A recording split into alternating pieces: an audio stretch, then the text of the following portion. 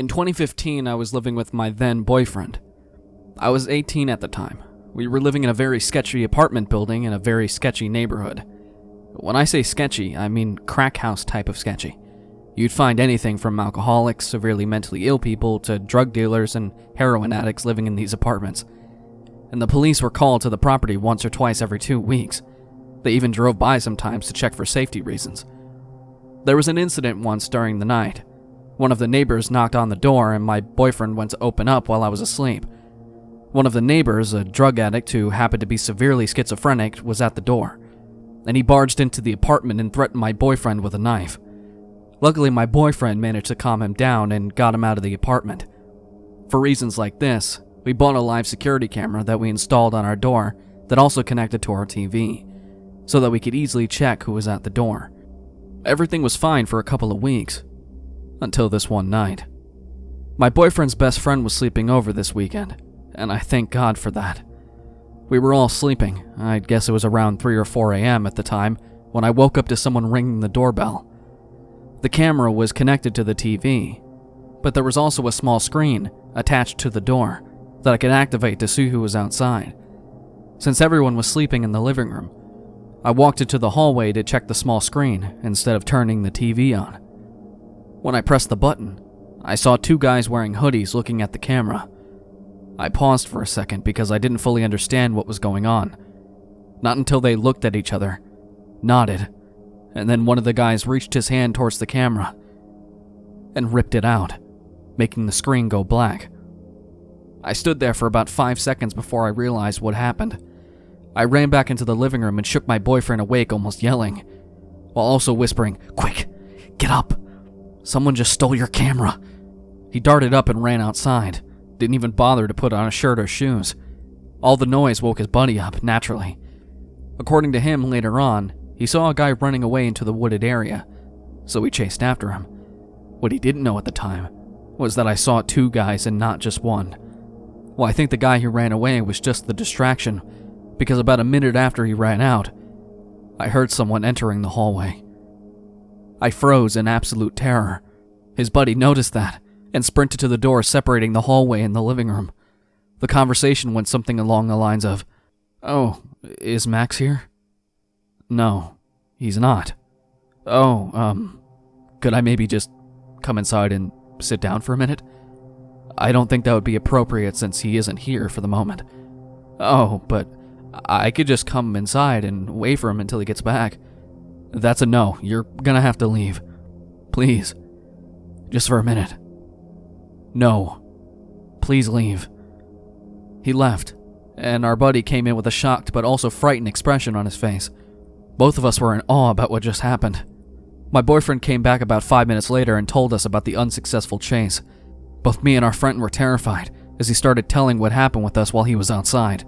He said he only saw 1 guy outside. When I had the time to process the situation, my theories were this. A. They stole the camera as a distraction so my boyfriend would chase him, while Guy 2 raided the apartment while he was out. B. They knew I was there, but not that our friend was. They stole the camera to lure him out so the other one could walk in and either rob the place, assault me, or both. Both of these options are likely, the first one more than the other. The reason I also suspect the second theory is because most of the neighbors knew that I lived there with him. Many of them had seen me leaving and entering the apartment, and many of them occasionally said hi to me in passing, so most of the neighbors knew about me as well. I'm also incredibly small, so I'd be an awfully easy target. Luckily, I'll never know what would have happened that night. I don't know what could have happened if he wasn't there, but I know for a fact that something would have happened to me. If I wasn't a target to begin with, I definitely would have become one if that guy walked in and saw me alone. I think whatever guardian angel placed our friend there that specific night. Close to 10 years ago, my best mate and I scored the deal of the century. Live in our parents' recently purchased and refurbished home for cheap as chips rent, so the property wasn't considered unoccupied and their insurance still covers it. They were planning on selling their house in the country and moving closer to the town in a year. But when they spotted this place, it was perfect, so they snatched it up. They couldn't be bothered dealing with rando tenants for a year, so we offered it. It was a lovely old mid-Victorian style house with a hallway running the majority of the length of the left side. and 3 bedrooms and a bathroom coming off the hallway to the right. At the back of the house was an open-plan living room and kitchen, and a backyard. It was in an inner Melburnian suburb, so it was totally fenced in with a 6-foot fence on 3 sides, and the front had a cutesy white picket fence. On the right side of the property, an outdoor gravel pathway was wedged beside the bedroom walls and the fence line. It began with a gate in the front yard. It ran to the length of the property to the backyard. This is important later. My mate obviously scored the master bedroom at the front, with lovely vertically open bay windows facing the front garden and street. I had the next bedroom, with a window facing the gravel path/fence, and the third bedroom was our study. We lived here for close to 10 months in bliss. Great house, great company, and even though the area was considered a little dicey, the location was stellar. One hot summer's night, we said our goodnights, and I hit the hay and knocked out immediately. My housemate stayed up in bed to read for a bit, with just her bedside light on. She was doing that for just over an hour, before she heard a weird scratch on the front window of her bedroom. Initially, she put it down to an overhanging tree branch, till she realized there was no overhanging tree branch. She sat frozen in fear, blankly staring at her book for what felt like an eternity, till she heard the noise again, and again. Slowly looking up, she saw a dude wearing a hoodie trying to open her window, looking her dead in the eyes. She screamed, jumped out of the bed, and ran straight into my room. I woke up super dazed as she was pulling my hand and whisper yelling that someone was trying to break in. She had a tendency to be a little overdramatic at times, but I swear I've never seen someone look so genuinely terrified. I went to grab my phone to call the cops, but we just went completely still when we heard the distinct crunching sound of someone walking down the side path of the house. We both rolled off my bed onto the floor and went completely still.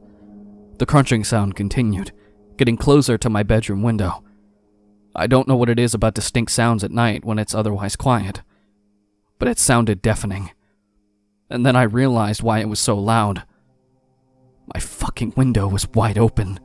I jumped up, slid the window down, and slammed the lock shut just as he reached the window. He looked at me, but he didn't react at all.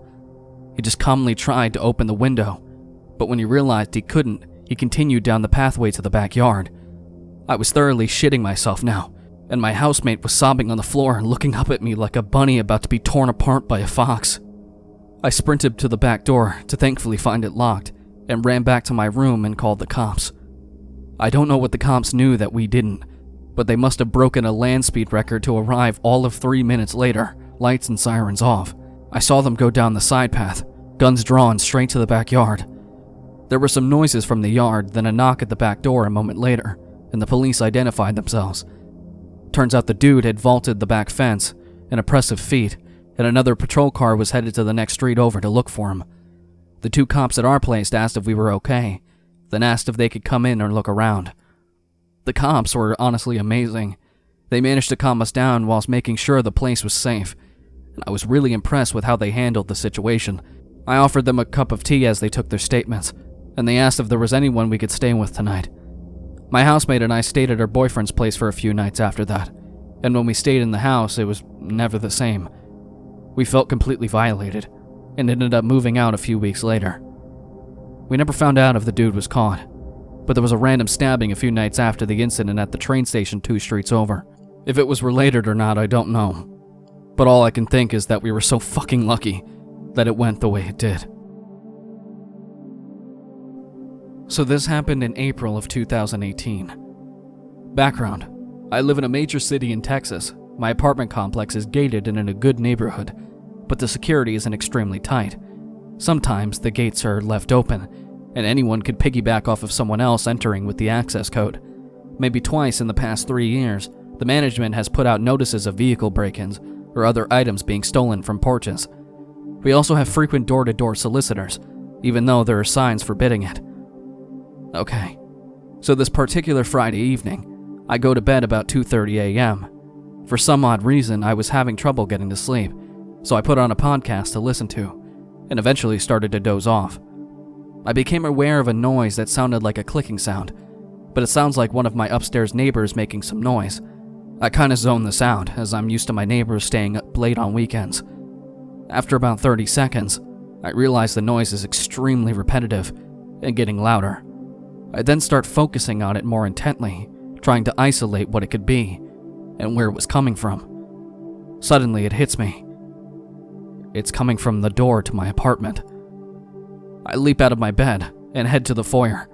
I identify the noise right away. The lock mechanism is moving back and forth, rapidly, like someone is trying to unlock the front door. I can hear that an object is inserted in the lock, and the person is jimmying it back and forth with a lot of force. I instinctively turn around, head to my bedside safe, unlock it with the combination, and pull out my .357 SIG pistol, load a 14-round magazine, and chamber a hollow point round. I head back to the door, and as I exit the bedroom, I see the lock twist and unlatch.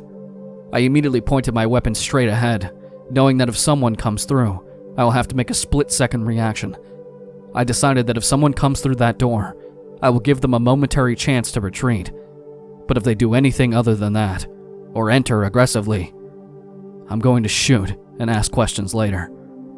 They don't enter, however, because I also locked the deadbolt. When I first moved in a year prior, I remember thinking that the deadbolt was a great security feature, and I got in the habit of always keeping it locked when I was home. In hindsight, this decision saved me from a life or death confrontation. Upon realizing that, I approached the door and looked through the keyhole. On the other side are 3 Asians, 2 men and 1 woman. All 3 are wearing hoodies, so it's difficult to make out their faces. The men have objects in their hands, but I can't make out exactly what. The 2 men are talking back and forth, probably trying to figure out why they can't open the door, even though they have successfully opened the outside lock at this point. The woman is also talking loudly behind the 2 men, such that anyone in the hallway would be able to hear her voice. She's talking in another language. The only words I can make out are something something, apartment 250, something something. And she keeps repeating that over and over like a broken record. Upon hearing that, I start to wonder for a moment if maybe they're just drunk and have the wrong apartment number. But that's impossible. To open my lock, they would have to have a copy of my exact key, or some kind of lock-picking device. I've never copied my key or given it to anyone. Here's the other thing. Not only is 250 not my apartment number, but as I figured out later, that apartment number doesn't exist anywhere in the complex. Standing back from the door, I take a long broom handle and jab it hard into the face of it, letting them know that I'm on the other side. They immediately stop fiddling with the lock and take off running. I debate whether or not to call 911 and decided against it unless they return. I know they'll be long gone by the time anyone gets there. It would be too risky to follow them and try to get a better description or a license plate, and I don't have enough identifying info as it is to make an arrest. I filed a police report the next day and let the apartment management know.